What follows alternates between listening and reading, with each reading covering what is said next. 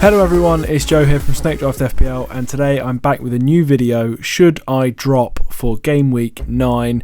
So I sent out a message on the Discord and the Patreon for people to send me players that they have in their squads that they're not sure if they should keep hold of or if they should let go.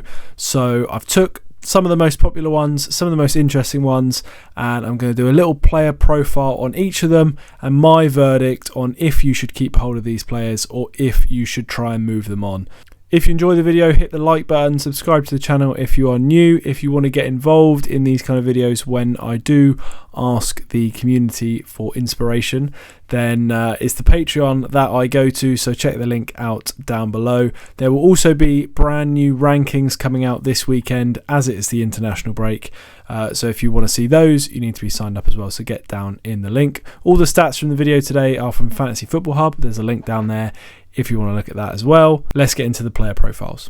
Okay, so first up, Gibbs-White. I've kind of split all these into minutes, data and fixtures. So we start off with Gibbs-White. As you can see, the minutes are not an issue. Started 7 out of 8 games. In all of those starts, he's played 90 minutes. The only game he didn't start was Brentford at home in game week 7, which was quite disappointing because that was a fixture that a lot of people had kind of targeted him for in between a couple of difficult ones in City and Palace away. But Steve Cooper did come out after the game and say he thought he needed a rest. He played in the Carabao Cup. He had played at the weekend, and he knew that Gibbs-White was going to be playing twice for the England under-21s over the international break. So therefore he had decided that Gibbs-White needed a rest for that weekend. Still first choice, still the key man in this Forest side. So the minutes going forward I don't think are an issue at all. I expect him to be playing 90 minutes every week, there or thereabouts, unless he gets some kind of injury or suspension. So minutes not an issue. When we take a look at the data, the heat map is promising. You can see he's still on the corners. He has a load of touches just outside the box. He does venture into the box a decent amount. You can see per 90 minutes touched in the box just under 4, which is okay. It's not brilliant, but it's not fantastic. The minutes, total minutes, not an issue as I said before. 22 points from an expected points total of 26.5. That expected points figure is from Fantasy Football Hub's expected goal involvement data converted into FPL points, including bonus and appearance points. So it's a very valuable tool. I think it kind of represents the fantasy impact of the player. 26.5 expected points from 8 games is okay. Not brilliant, but not horrendous. Forest have had some pretty rough fixtures over that period. He is underperforming a little bit, which I think promotes the view that he might be droppable. And I definitely think there is an argument to make that he's not quite as involved as we'd hoped. It doesn't help that Forest haven't had any penalties yet this season. He is on penalties, of course. If they'd had 1 or 2 pens in those 8 games, I don't think he'd be on many people's mind to drop.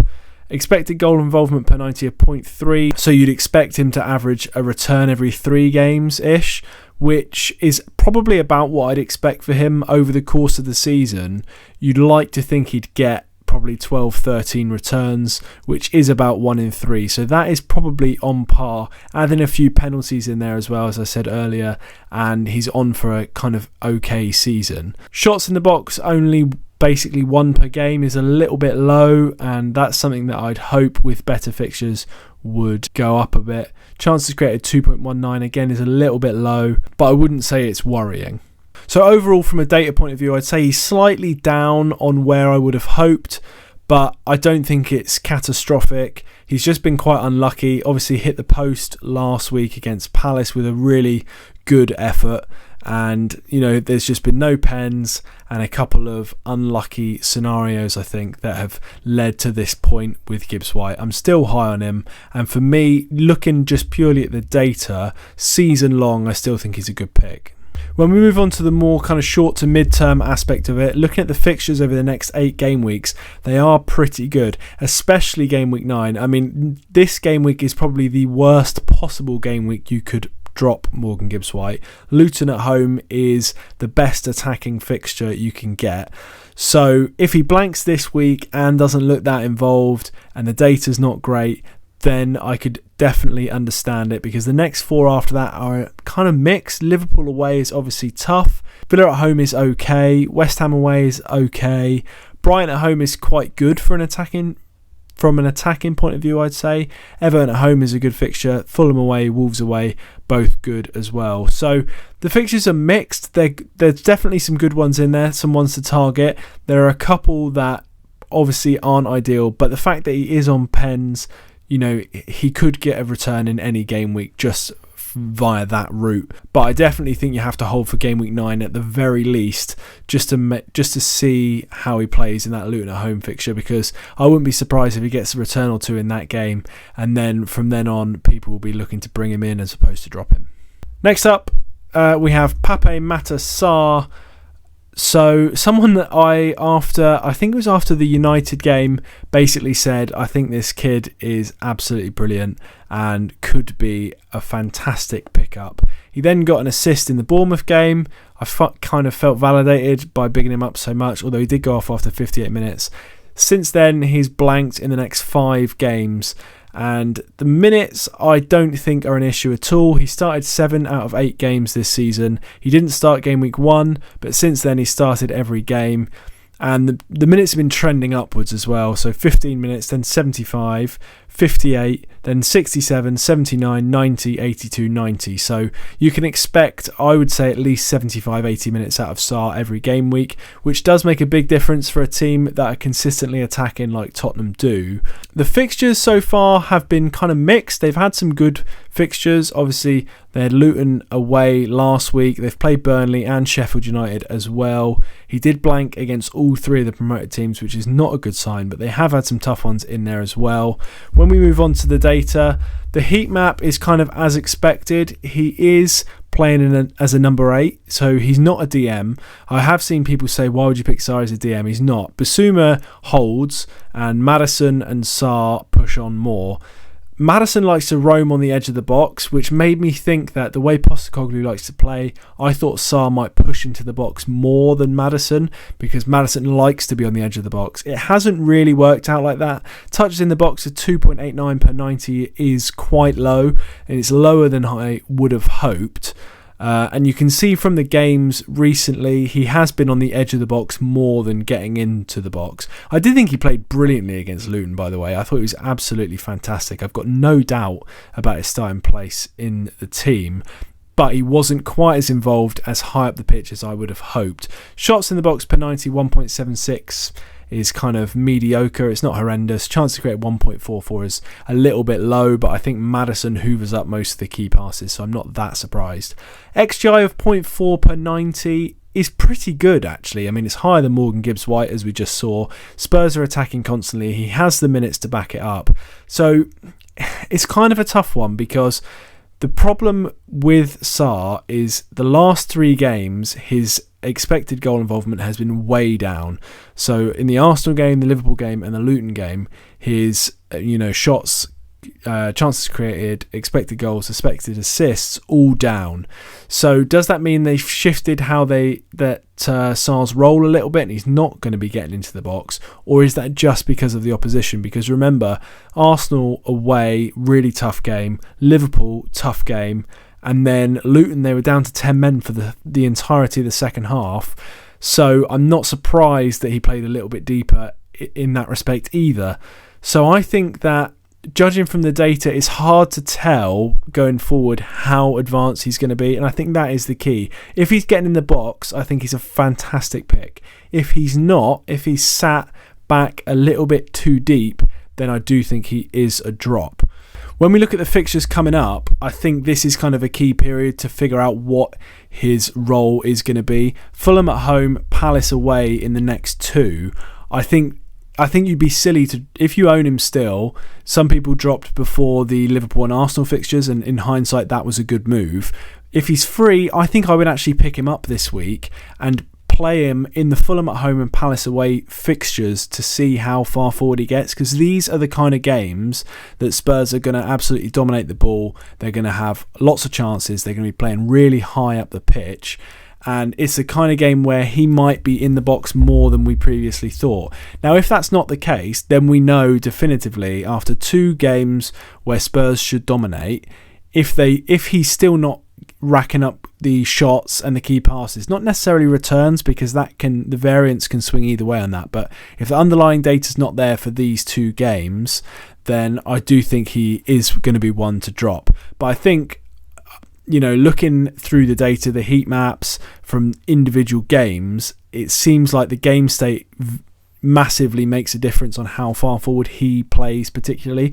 Kind of Maddison is always quite far forward. Basuma is always reserved. Sarr seems to change with the game state. Now that does mean it might be quite a handy player to have, because you can just bench him in the harder fixtures going forward and play him in the easier fixtures. Obviously it didn't work out with Luton, but they were down to 10 men, which no one really kind of expected. And it was Basuma that got sent off, who is that anchor. Speaking of that red card for Basuma, I'm not particularly worried about Sarr dropping into the DM role. I think that Højbjerg will come in and play the role that Basuma's been playing, and Sarr will maintain that kind of higher up number 8 role. Next up, we're looking at Ansu Fati. The minutes here have been pretty rough so far for the people that picked him up when he came to Brighton, came on waivers. I wouldn't say I wasn't high on him, but I was a little bit hesitant to go for him. And the main reason was because I wasn't sure how well he was going to adapt to the league, and I wasn't sure how many minutes he was going to get. And I feel like he's adapted better than I thought he would. I think he looks like a really good player. I shouldn't be surprised, because most players that De Zerbi brings in do flourish eventually under him. So looking at the minutes so far, didn't play in his first available game against Newcastle. Then he's come off the bench in the next 4 games. So United, Bournemouth, Villa and Liverpool. 26 minutes, 45, 45 and then just 1 minute against Liverpool, which is not ideal, but he has played quite a lot of minutes outside of the Premier League, in the Europa League and in the Carabao Cup. So the average minutes per appearance of 30 actually isn't that bad. I mean, he's come on at half-time twice, which does help that. But if he's averaging 30 to 45 minutes, which only 1 or 2 starts will push that up, then I do think with how attacking Brighton play and how involved Fati is to their play when he's on the pitch, he could still be a very good pick. The other thing with the minutes is it does seem reasonably easy, or easier than I thought, to pick who is going to play for Brighton under De Zerbi, especially when you can see Brighton play midweek in Europe or in the Carabao Cup, because he likes to rotate pretty much the same players. So I suspect if Fati doesn't play midweek, he's probably going to start at the weekend most times. Not always, and you will get it wrong occasionally, but my kind of perspective at the moment, and I'm doing the same thing with João Pedro and Evan Ferguson, so you can kind of wrap all 3 of those players into one here. And I think I could probably add Adingra into this mix as well, though I've not done it personally yet, but I think you could, is that if they play midweek, I don't play them in my draft team. If they're benched midweek or rested, then I start them at the weekend, and it's actually working quite well at the moment. I'm on a pretty good run. Now, they've not always returned, and Brighton's form has dipped a little bit the last 2 game weeks, but they're still scoring goals. And I think that if you have a good squad and you have players you can bring in, so you can bench these guys if you need to, and you don't have more than one of them in each team, I think you can actually do quite a good job of picking them and playing them when they're going to start. Looking at the data, we've kind of talked about the minutes. Expected points, 15.6, and he's currently on 8, so he is underperforming a little bit. His XGI per 90 is 1.5, which is not sustainable. I mean, he's not played that many minutes, and when he has come on, the game states have been kind of weird. So 1.5 XGI per 90 would indicate that if he continued with that and started playing 90 minutes, he's going to get a return and a half per game, which isn't going to happen, right? That's unsustainable. That's higher than Haaland. That's higher than Salah.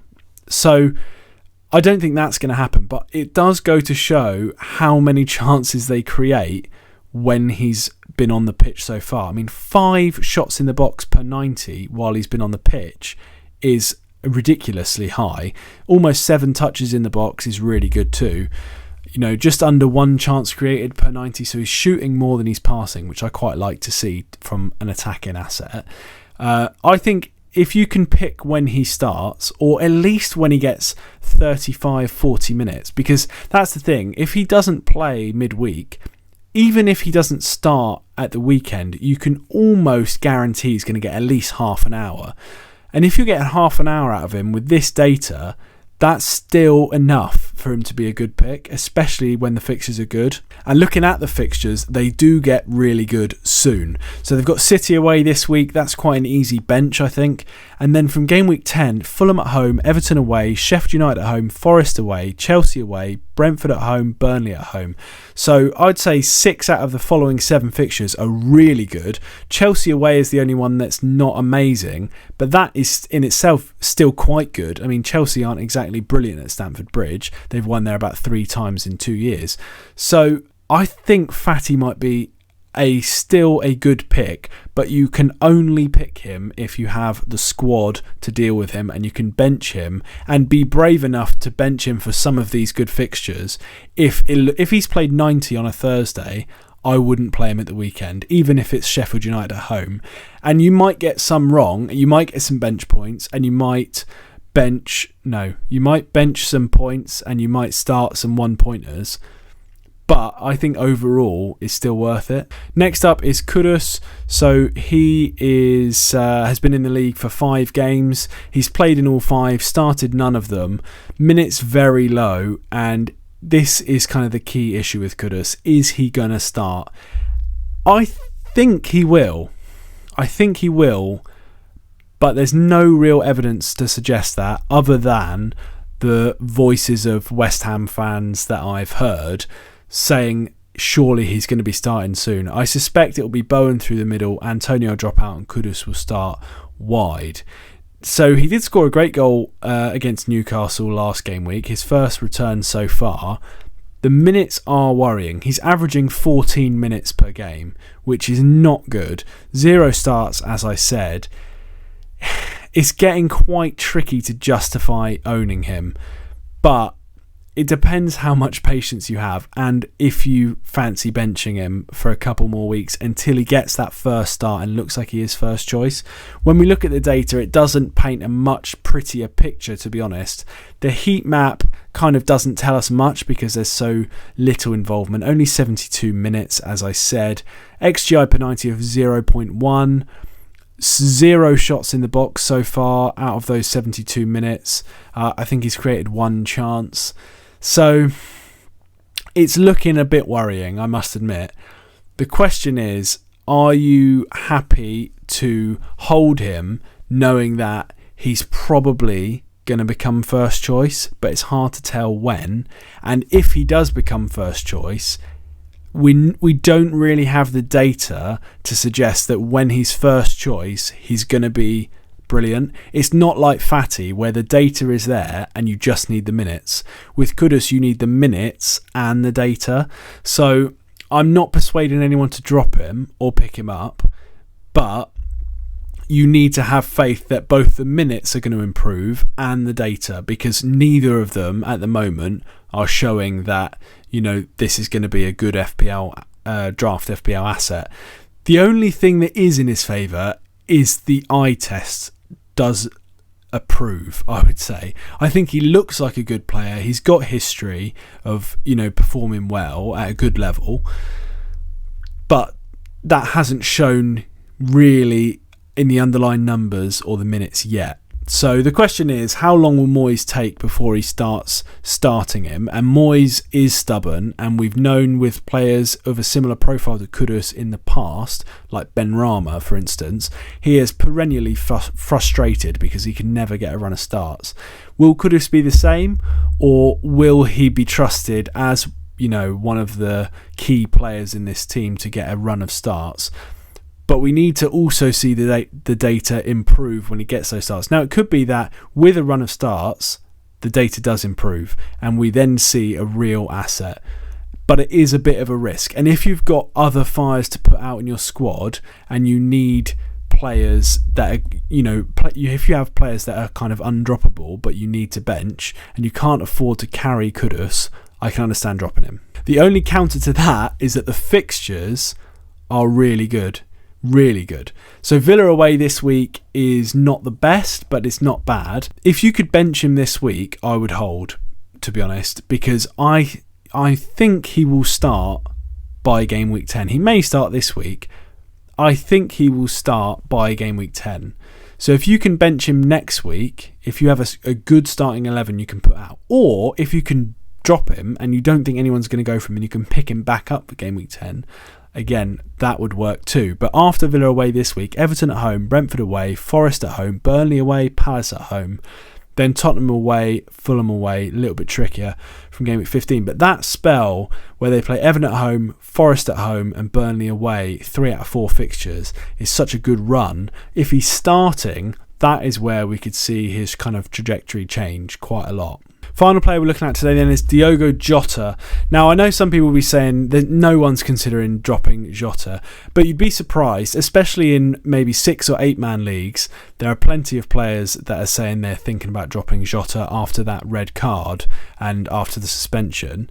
So when we look at the minutes, average minutes per appearance 41. I think that is about what I would expect, to be honest, about 40 minutes. I would expect him to be playing about 65, 35-ish, which is pretty much what we've got. The biggest downside is that the minutes have been trending downwards, which is not what we want to see. So he started game week 1 and game week 2, 65 and 75 minutes in those. Then he subbed on for the next two, 32 minutes and 25. Then he started and came off after 55 minutes against Wolves. That's a disaster. Then 9 minutes against West Ham. Then 23 minutes before he got sent off against Tottenham. So looking forward, what do we really expect from Jota? Well, I would expect personally, he's had 3 starts out of 7. I would expect that to continue, probably starting roughly every other game. But you can almost guarantee he comes off the bench every week. So it's difficult to, if you want a stable team where you're going to get consistent starters every week, Jota's not really that. But he does have big returns in his locker and he's always been very prolific, especially since he's been at Liverpool. So I definitely think, looking forward, how good will the minutes be? We're not sure. One thing I will say is game week 9, he served his suspension. I'm pretty sure he's going to start game week 9. Both Luis Diaz and Darwin Núñez are going to be playing in South America effectively early hours of Wednesday morning. So they'll then travel back. They won't be getting back to Liverpool before Friday, really. So the game is Saturday, lunchtime kickoff against Everton, game week 9. I'm sure Jota's going to play. Gakpo may be fit for it as well, but it's going to be Salah. And then who else? If it's not Diaz and it's not Núñez, then the only other options really are Jota and Gakpo. Moving on to the data, the heat map is kind of crazy, but that's not unsurprising for a Liverpool forward. He does have a lot of touches in the box. 9 per 90 minutes is very high, but you do have to remember that he's very rarely going to get 90 minutes. So all of these, data points need to be shrunk down a little bit. XGI per 90 of 0.5 is okay. It's not quite as high as I would like to see from someone of this kind of profile. For instance, Darwin Núñez is way higher than that, almost double, I think. So that is kind of more what you'd like to see from someone that's not going to be playing 90 minutes every week. Again, Liverpool's fixtures have been quite tough, but they do have a really good run coming up. He has overperformed a little bit so far. His X points is only 19.61. He does currently have 23, and that's with a sending off as well. So the data isn't as good as I would have hoped. He's clearly still very involved. As I said, 9 touches in the box, but he's not converting enough of them into chances and key passes, in my opinion. But that may come as the fixtures get better, and they do get better. So Everton at home in 9, then Forest at home, Luton away. That trio, Everton at home, Forest at home, Luton away.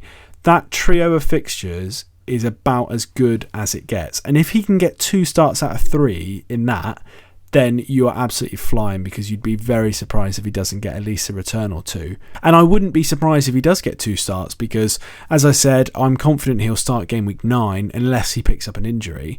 Then he only needs to start one of Forest and Luton in 10 and 11, and all of a sudden you're getting at least, 150 minutes over those 3 fixtures. Even if he doesn't start either of Forest and Luton, you're probably going to get about 60 minutes out of the pair of them. So even then, if he only plays 60, 70 minutes against Everton, you're looking at 120 minutes against 3 terrible defences. So I think at the moment he's definitely a hold. Just for these 3, you could then potentially look to trade him. I think there's definitely people after these 3 fixtures, if he gets a return or 2, which I think he will, they'll be looking to think, oh, he's playing well, I'll try and bring him in. You could then look to trade him maybe, but I definitely don't think he's a drop. Okay, so those are my kind of 5 player profiles on should you drop them or not, game week 9. If you enjoyed the video, hit the like button. I know it's a bit of a longer one today, but I figured it's the international break. What else have you got to do other than watch my content or listen to it? Because I'm going to put the audio on the Patreon from now on as well. So if you were thinking, oh, I really like these YouTube videos, I wish I could, listen while I'm in the car, well, sign up to the Patreon, because I'm going to start putting all the audio files on there directly. Thank you all for watching. If you enjoyed, hit the like button, subscribe to the channel if you're new, and we'll see you next time.